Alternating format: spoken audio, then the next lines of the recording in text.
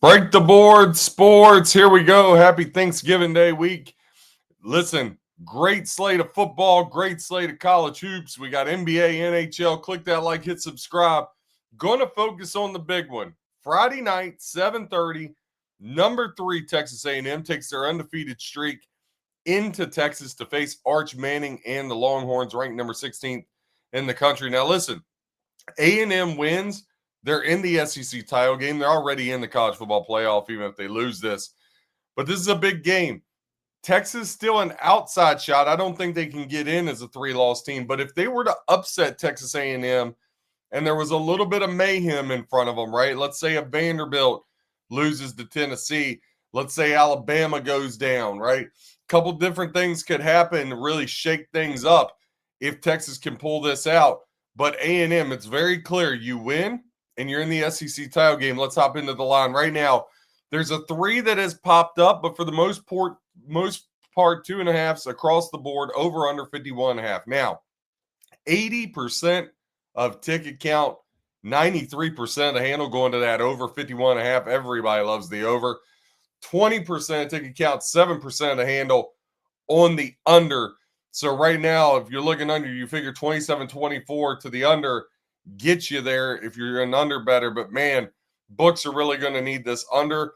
Really hard to step in front of, considering how Texas put up points, especially last week against Arkansas. That Texas offense, Arch Manning, seems like he's starting to kind of get comfortable with where we thought he'd be at the beginning of the year. It's just taking him a whole season.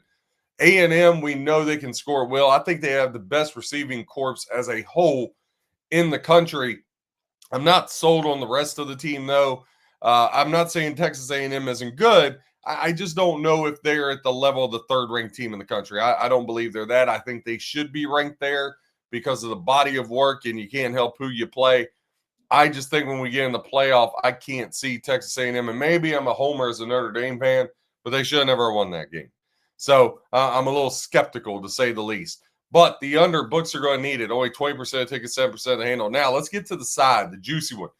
A&M laying 2.5, 81% of tickets, 79% of the handle is on A&M, and yet the line refuses to move except for 1-3 that has popped up. Texas only getting 19% of bets and 21% of the handle. Now, A&M, 10-game winning streak. Texas, 5-1 over their last 6. Remember, Texas struggled early. Even though Ohio State beat them, it's not like they blew them out, right? Texas has won 8 straight home games. Now, we talk about that over-under. These two teams, the last 5 matchups, 4 of the last 5 have actually went under the total. Now, Texas, despite being 5-1 straight up their last 6, they're 1-4 ATS over their last 5. Now, check this out. Texas A&M, we talk about winning games, 10-0 streak, and again, I don't want to diminish that, but they're just 5-11 against the spread their last 16 games overall. And against Texas, head-to-head, Texas has won 4 of the last 5 meetings against A&M. Again, A&M comes in 10-0 straight up, 5-5 against the number. Texas 7-3 straight up, but Texas just 2-7-1 against the number. They do not cover, but Texas, that 7-3 overall record, they're 4-0 at home, right? So the only games they've lost been out there on the road. Now, A&M, again, South Carolina beat them by 1, got a huge scare, beat Missouri, beat a LSU team that we've learned isn't so good. They only beat Arkansas by 3, as to where Texas beat Arkansas by 15. They beat a Florida team. So, again, Mississippi State 31-9. They beat Auburn 16-10. The Notre Dame game, the 41-40 win, is the only good win A&M has, in my opinion. They haven't had to play Alabama. They haven't had to play Georgia. They haven't had to play Tennessee. They haven't had to play Ole Miss. Like I said, I'm not discounting them. I just think the record's a little inflated, is all I'm going to say. All right, you can agree to disagree, whatever. And Texas, on the other hand, obviously they have had their hands full throughout the year. They've played almost everybody you can play for the most part outside of Bama and Ole Miss.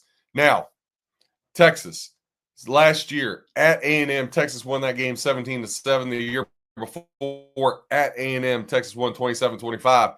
Last time they were in Texas, though, 2010, 24-17. Texas A&M got the win there.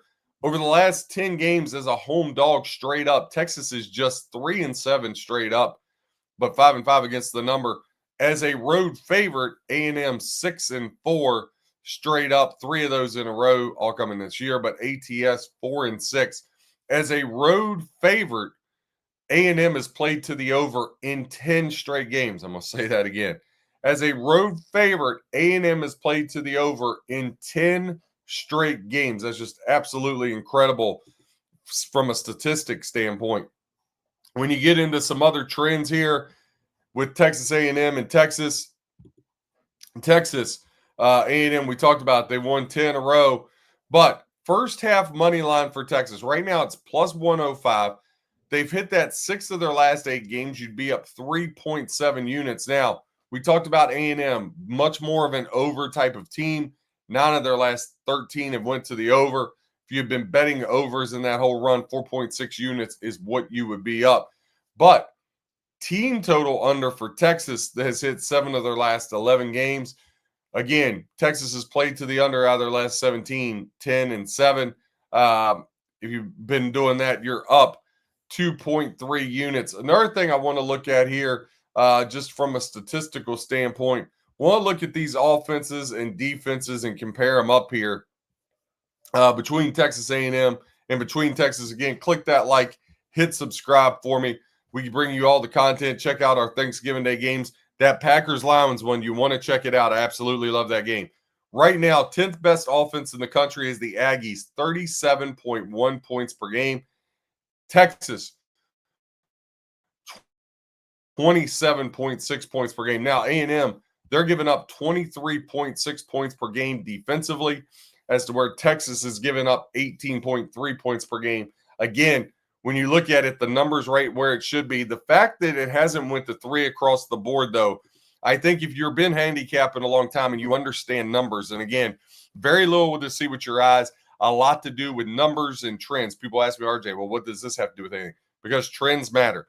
Listen, A&M, no Ole Miss, no Georgia, no Bama. In Texas, this is really the best opponent outside of that Notre Dame game early in the season. I can tell you right now, call me a homer. If Notre Dame and A&M play right now, Notre Dame's beating them by 10. Straight up. They're a way better team than A&M is, right? But A&M made plays at the end of that game.